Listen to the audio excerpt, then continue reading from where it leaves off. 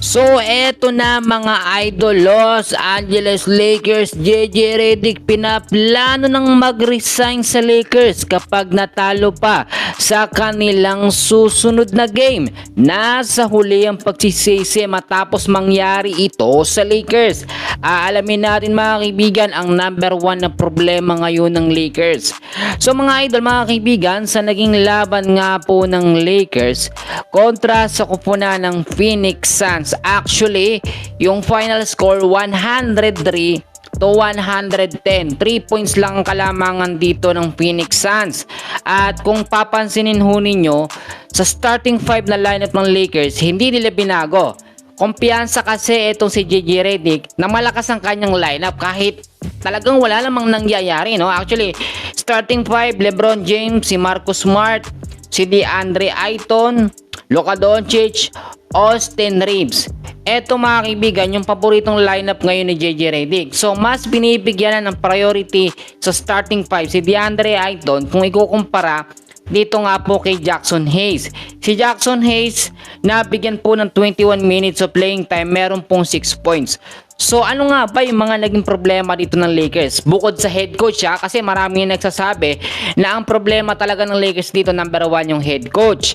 Dahil nga sa mali at pangit po na sistema. Alam nyo kahit gaano kagagaling ang player po ng Lakers, kahit mga superstar pa yung lahat, kung bulok naman ang sistema ng head coach, matatalo pa rin ng Lakers mga kaibigan.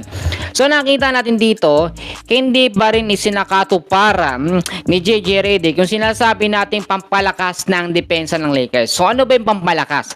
Dalawang big man sa starting lineup, DeAndre Ayton at si Jackson Hayes.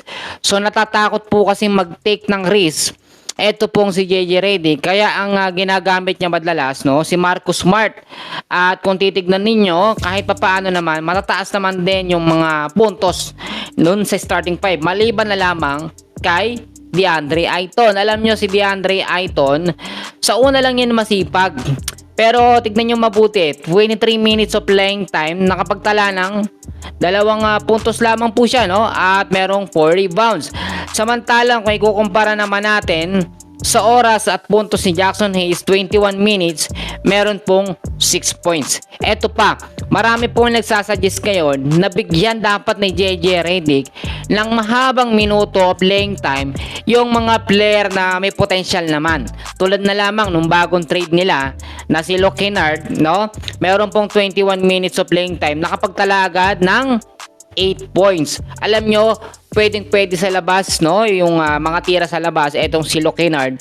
Pero hindi po yun nakikita nito nga pong si JJ Redick. So wala naman tayong problema kay Luka Doncic, kay Austin Reeves, pero yun mga player kasi na yan, basang-basa na ng kalaban. So mas maganda mag-stay si Luka at si Austin Reeves gamitin muna sa first half, no? Then pagka huling quarter, baguhin ang sistema, gamitin si Luke Kennard. Alam nyo po, inayin na rin sa ating mga nakuhang update, kapag natalo pa sa susunod na game, ito nga pong Lakers kontra sa Warriors, ay mataas na ang tsansa na mag-resign ito si JJ Redick or mapalitan ng ibang head coach. Yan muna ang update natin sa ngayon. Maraming salamat.